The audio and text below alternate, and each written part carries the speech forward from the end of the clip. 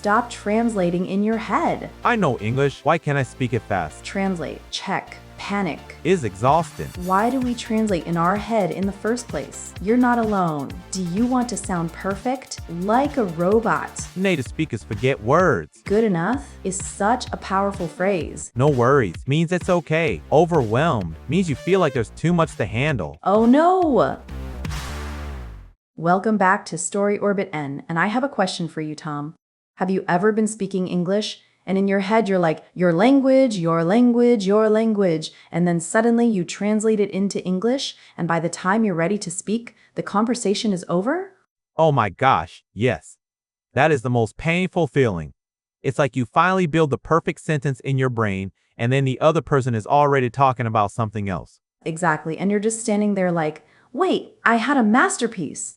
And it's never even a masterpiece. It's like, I like coffee, but it took you 30 seconds. Stop it, because that's so real. Today's episode is called Stop Translating in Your Head, and if you do this, don't worry. You're not broken, it's normal. But it's also one of the biggest reasons people feel stuck, because they think, I know English, why can't I speak it fast? Exactly. Today we'll talk about why it happens and how to reduce it. And we'll keep it fun, because if we make this too serious, my brain will translate itself into silence. Deal. Okay, first question, Tom. Why do we translate in our head in the first place? Because it feels safe. Your first language is like your home. When you speak English, it feels like you're visiting a new city without Google Maps. So you keep going back to your home language for directions. I love that image. So basically, translation is like a survival strategy. Yes, but it becomes a problem when it slows you down. Translation is not speaking, it's decoding. It's like you're doing two jobs at once. Right? You think, translate, check, panic, and forget. That's the full process, and it's exhausting.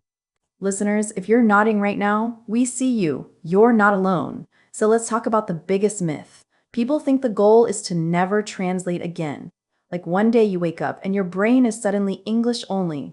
But the truth is, even advanced speakers sometimes translate. It's not a crime.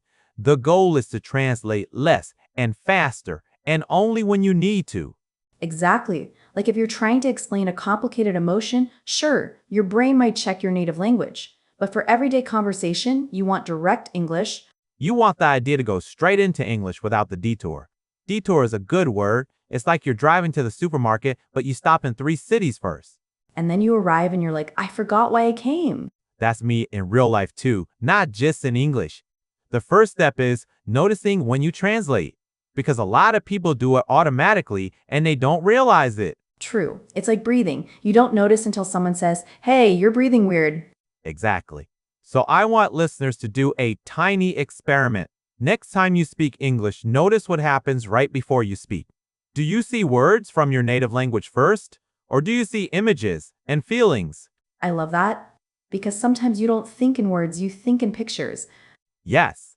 And thinking in pictures is a shortcut, because pictures don't need translation. Like if I say beach, you don't need to translate it. You see sand, sun, maybe a seagull stealing your food. So tip number 1 is connect English to images, not translations. Okay, so we have pictures. What else? Another big reason people translate is because they try to speak perfect English. Ah, yes, the perfection trap. Exactly. They want the correct grammar, the correct vocabulary, the correct pronunciation, the correct everything. And then their brain goes slow motion. So here's a phrase I want to teach today. Good enough. Good enough is such a powerful phrase. It means it doesn't need to be perfect. It just needs to work. Like if you're telling a story and you say, yesterday I go to the store, people still understand you. Exactly. It's not perfect grammar, but communication happens. The natural sentence is, yesterday I went to the store. So listeners, ask yourself, do you want to sound perfect or do you want to be understood quickly? And honestly, being understood quickly is more impressive in real life. Yes, because if you speak perfectly but very slowly, it feels like a robot giving a speech.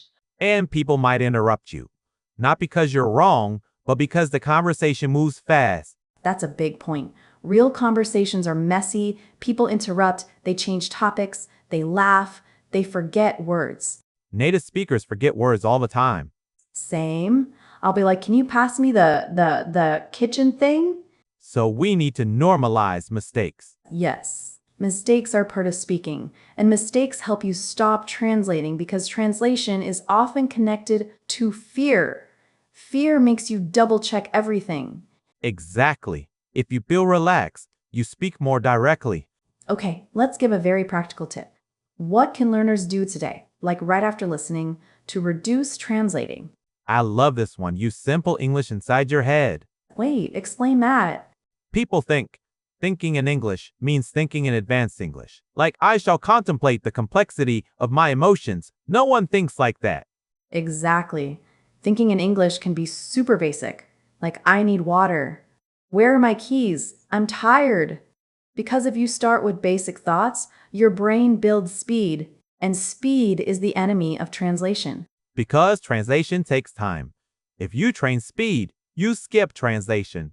Listeners, try this. Pick 1 hour today and do mini thoughts in English, like a little English commentary in your brain. Exactly. Like you're narrating your life. I'm making coffee. This coffee smells good. I should answer that email. And if you don't know a word, don't run to translate. Describe it. Yes, that's another huge skill. Like if you forget umbrella, you can say the thing you use when it rains, and people will understand. And that keeps you in English. Because translation is often what happens when you hit a missing word. You panic and you go back to your language. But if you learn to describe, you stay in English. I want to do a mini role play. Imagine you're in a cafe and you want to say something, but your brain starts translating. What do? First, I would simplify. Instead of trying to say a long sentence, I say something short, like, can I get a coffee, please? And if I want to add something more complicated, like oat milk, but I forget the word oat, I can say, do you have milk without dairy? And notice how we didn't need to translate. Use what you know, not what you wish you knew. Yes, people often get stuck because they want to sound like a native speaker immediately, which is impossible. It's like learning guitar and expecting to play a concert in 1 week. I tried that once. It did not go well. How bad was it? Let's just say my neighbors learn new vocabulary too, like, please stop. That's a useful phrase. Please stop. Is very practical English. Okay, another thing. Translating in your head also happens because you learned English through translation. Yes, many people learn with lists like table equals a word in my language, chair equals a word in my language. Which is not evil, but it creates a habit. Exactly. Your brain learns that English equals code. You see English, you convert it, then you understand. So we need to retrain the brain to connect English directly to meaning. Right. And one way is learning phrases instead of single words. For example, don't learn recommend. Learn, I recommend this. I wouldn't recommend that. That's so good because then you have a ready-made sentence. And ready-made sentences are faster. Also, to be honest, is a great expression. It means I'm going to tell you the truth, and often comes before an opinion. Like, to be honest, I don't like pineapple on pizza. And then you start a war. I know, but it's a natural phrase, and it's better than translating a complicated phrase from your language. Another one is, I mean, Oh yes, is like a small correction or clarification. Like, it was fun. It was fun for the first 5 minutes. it's very human and it buys you time. It's like a soft pause. Buying time is so important for speaking. Yes, because when you translate, you feel pressure. But if you have time buying phrases, you can stay in English while thinking. Give us more time buying phrases. Okay, let me think. How can I say this? What's the word? You know what I mean? Those are amazing and they sound natural. So, another thing that helps is accepting that you will not translate everything perfectly. Yes. Sometimes learners try to translate a joke from their language into English and it just dies. It dies instantly. It's like you can hear the joke falling to the floor, and everyone is smiling politely, but inside they're confused. Exactly. And you're like, it was funnier in my language. That's okay. Not everything translates. Tom, I want to challenge you. Oh no! You always say, stop translating. The what if someone says, Jessica, Tom, I need translation because I don't have enough vocabulary. That's a fair point. If you're a beginner, translation can help you survive. But the problem is staying there forever. Translation is like training wheels on a bike. It's useful at first, but you don't want to ride with training wheels for 10 years. That's a perfect analogy. So translation is training wheels, but we want to reduce it slowly. Yes, I want to ask listeners something. When do you translate the most? Is it when you're nervous, when you're tired, when you're talking about work? That's a great reflection question. Because translation often gets worse when you're stressed. Stress makes your brain slow. And then you blame yourself, but it's just biology. So one tip is practice speaking in low-pressure situations, like talking to yourself. Yes. Or talking to a pet. Pets are very patient. A pet is an animal you live with, like a dog, a cat, or even a rabbit.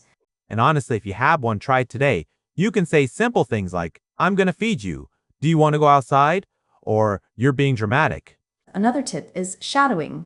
Shadowing is when you repeat what you hear, right? Yes, you listen to English and you repeat immediately, like an echo. And by the way, we actually talked about shadowing before in episode 50, Easy English Habits You Can Start Today. So if you want more tips and examples, go check that one out too. Shadowing trains your mouth to move without translation. And it helps pronunciation too. Yes, and it makes you feel more fluent because you get used to the rhythm. Rhythm is such a good point. English has a rhythm, and when you translate, you lose the rhythm because you're thinking too much. Okay, can I share a funny story? Always. I love your stories. I once had a student who wanted to sound very polite in English, so he translated directly from his language, and he said to a coworker, I beg you to send me the document. Oh no, that is hilarious. It sounded like he was on his knees. In English, I beg you is extremely dramatic. It's not wrong, but it's intense. The normal phrase would be, could you send me the document? Or can you send it when you have a moment? When you have a moment is a great softener. A softener is something that makes a request sound more polite. Like just is also a softener. Could you just help me for a second? And this shows why translation can be dangerous. You might translate a polite phrase, but in English, it sounds dramatic or strange.